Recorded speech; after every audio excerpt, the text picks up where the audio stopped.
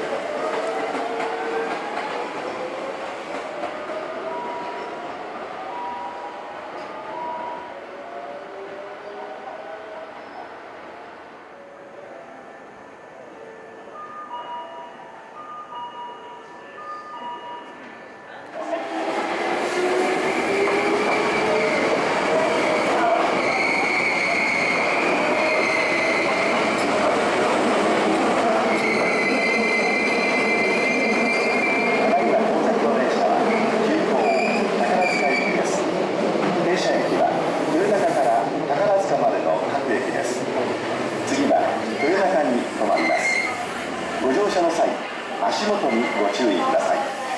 この電車は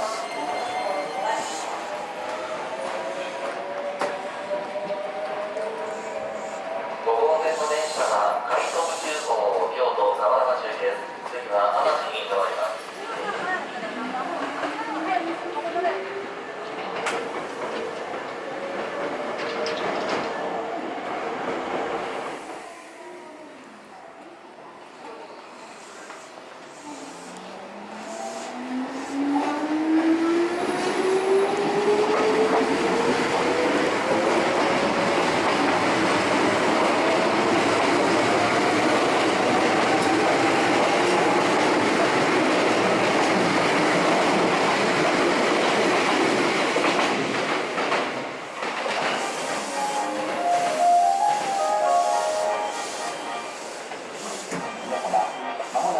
3号線に